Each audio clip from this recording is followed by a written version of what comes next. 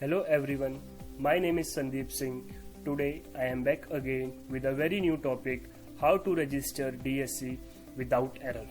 हमारे कई सारे व्यूवर्स ने ईमेल के थ्रू, फ़ोन के थ्रू अपनी प्रॉब्लम शेयर करी है और उन्होंने बताया है कि उनको DSC रजिस्टर करने में कुछ एरर्स फेस हो रहे हैं और काफ़ी प्रॉब्लम्स आ रही है। तो उनकी इस प्रॉब्लम को ध्यान में रखते हुए हमने एक आज की वीडियो प्रिपेयर करी है जिसमें हम बताएंगे कि कैसे आप अपने एरर को दूर कर सकते हैं।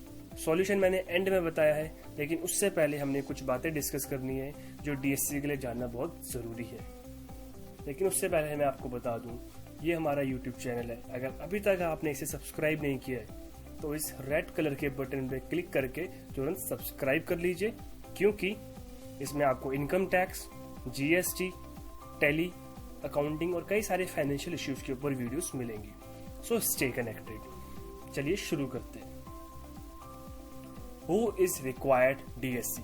DSC यानी डिजिटल सिग्नेचर सर्टिफिकेट की ज़रूरत किसे है GST में रजिस्ट्रेशन के लिए? यानी कि DSC is mandatory for enrollment by companies, foreign companies, limited liability partnerships and foreign limited liability partnerships.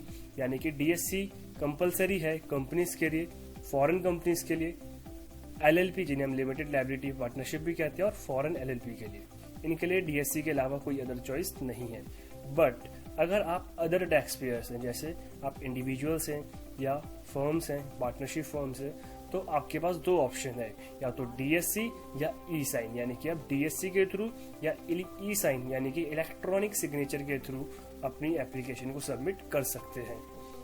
अब कई सारे व्यूअर्स का ये क्वेश्चन है कि ई साइन होता क्या है।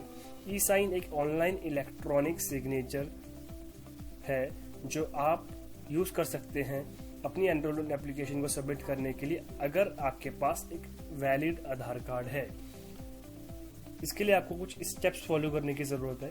तो पहला स्टेप ये है, जब आप अपनी एप्लीकेशन को सबमिट कर देंगे, लास्ट में वेरिफिकेशन पेज में जाएंगे GST के, तो वहां पर आपके पास दो ऑप्शन है, सबमिट विथ DSC और सबमिट विथ ई सिग्नेचर। अगर आपके पास DSC नहीं है और आप अदर टैक्स पेयर्स हैं, जैसे इंडिविजुअल्स हैं या फर्म्स हैं, तो आप ई साइन के थ्रू भी अपनी एप्लीकेशन सबमिट कर सकते हैं।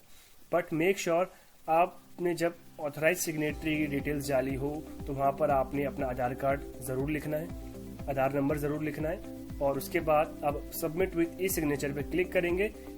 आप ये फैसिलिटी तभी अवेल कर सकते हैं जब आपके पास एक ईमेल और मोबाइल नंबर हो जो रजिस्टर्ड हो आधार डाटाबेस में। यानी कि अगर आपके पास एक ऐसी ईमेल या मोबाइल नंबर है जो आपके आधार डाटाबेस में रजिस्टर्ड है, तो उसमें एक वन टाइम पासवर्ड, जिसे हम OTP कहते हैं, वो सेंड होगा और उस OTP को आपने एंटर करना पड़ेगा और आपकी एनरोलमेंट एप्लीकेशन सबमिट हो जाएगी। बट अगर आपके पास वो ईमेल या मोबाइल नंबर नहीं है तो आपके पास DSC के अलावा और कोई ऑप्शन नहीं है। अब बात करते हैं DSC के लिए आपको किस डेस्कटॉप ब्राउजर की ज़रूरत होगी।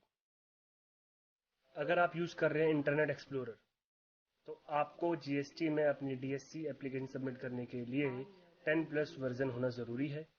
अगर आप यूज़ कर रहे हैं गूगल क्रोम, तो आपके पास 49+ वर्जन होना चाहिए DSC रजिस्टर करने के लिए। अगर आप मोजिला फायरफॉक्स यूज़ कर रहे हैं तो आपके पास 45+ वर्जन होना चाहिए। अब ये वर्जन कैसे चेक कर रहे हैं हम अभी देखते हैं। अगर आप यूज़ कर रहे हैं इंटरनेट एक्सप्लोरर, तो उसके लिए आप मेन्यू में जाएंगे और यहाँ पर सेटिंग्स में जाएंगे। सबसे नीचे आप चेक कर सकते हैं 20.10, यानी कि आपका जो इंटरनेट एक्सप्लोरर का वर्जन है वह 20+, यानी कि 10+ वर्जन होना चाहिए, और हमारा वर्जन 20+ है, यानी कि हम इंटरनेट एक्सप्लोरर को यूज़ कर सकते हैं। इसी तरीके से अगर आप गूगल क्रोम यूज़ कर रहे हैं तो उसके लिए आप कंट्रोल गूगल क्रोम में जाएंगे, सेटिंग्स पे क्लिक करेंगे और उसके बाद अबाउट सेक्शन में आप जाएंगे और आप यहाँ देख सकते हैं 58+ वर्जन आपका है, तो आप इसे भी यूज़ कर सकते हैं। अगर आप मोजिला फायरफॉक्स यूज़ कर रहे हैं तो आप मेन्यू में जाएंगे और उसके बाद सबसे नीचे कस्टमाइज के साइड में एक क्वेश्चन मार्क है, यानी कि हेल्प मेन्यू है, इसमें क्लिक करेंगे तो यहाँ पर ऑप्शन आएगा अबाउट फायरफॉक्स। यहाँ पर आप देख सकते हैं 53 वर्जन आपका है, यानी कि 45+1 है, यानी कि हम इसे भी यूज़ कर सकते हैं। तो इस तरीके से हम इंटरनेट एक्सप्लोरर, गूगल क्रोम और फायरफॉक्स तीनों का वर्जन चेक कर सकते हैं। सेकंड थिंग कि आपके पास क्लास 2 या क्लास 3 डीएससी होना चाहिए। अभी क्लास 2 या क्लास 3 डीएससी क्या होता है?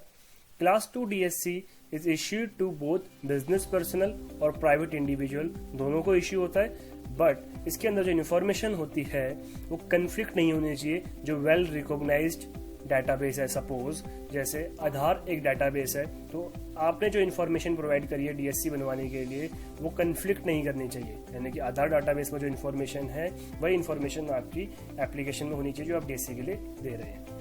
अगर आप क्लास 3 डीएससी बनाते हैं तो क्लास 3 डीएससी एक हाईली एश्योरेंस सर्टिफिकेट्स है। ये इंडिविजुअल्स और ऑर्गेनाइजेशन दोनों को इश्यू होते हैं।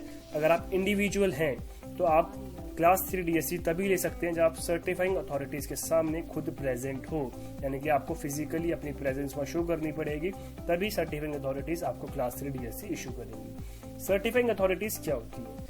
सर्टिफाइंग अथॉरिटीज वो लाइसेंसिंग अथॉरिटीज हैं जिनको गवर्नमेंट की तरफ से लाइसेंस मिला है डीएससी इशू करने के लिए। फॉर एग्जाम्पल ई मुद्रा एक डिजिटल सिग्नेचर सर्टिफिकेट के लिए लाइसेंसिंग अथॉरिटी है। उसी तरीके से सिफी सेफ स्क्रिप्ट है, टाटा कंसल्टेंसी सर्विस और एनआईसी नेशनल इंफॉर्मेटिक्स सेंटर, यानी कि ये कुछ ऑर्गेनाइजेशंस हैं। इनके अलावा भी कुछ और ऑर्गेनाइजेशंस हैं जिनको सर्टिफाइंग अथॉरिटीज कहा जाता है।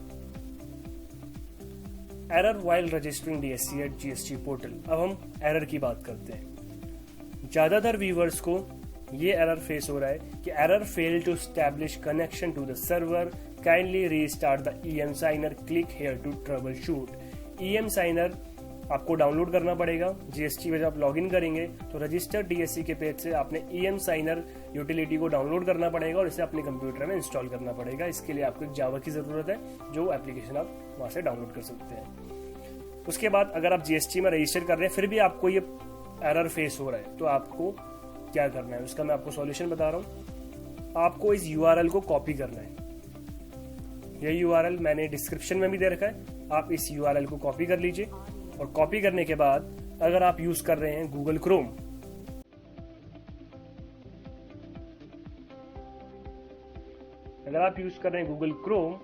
तो मेन्यू में जाएंगे, सेटिंग्स पर क्लिक करना है और सबसे नीचे शो एडवांस सेटिंग्स, इस पे आप क्लिक करेंगे और उसके बाद उसी के नीचे जस्ट कंटेंट सेटिंग्स, यहाँ पर है मैनेज एक्सेप्शंस का बॉक्स, इस पे क्लिक करेंगे और इस यूआरएल को आप यहाँ पर कॉपी कर देंगे। मैंने ऑलरेडी कॉपी कर रखा है, आप इसे यहाँ पर कॉपी कर देंगे और मेक श्योर यहाँ पर आपने अलाउ कर रखा हो। अगर अलाउ नहीं करा है तो इसे अलाउ कर दीजिए और उसके बाद डन कर देना है।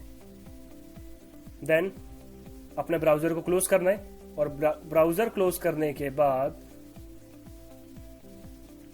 आप ईएम साइनर का जो आइकन आपके डेस्कटॉप में होगा उसमें रन एज एडमिनिस्ट्रेटर करिए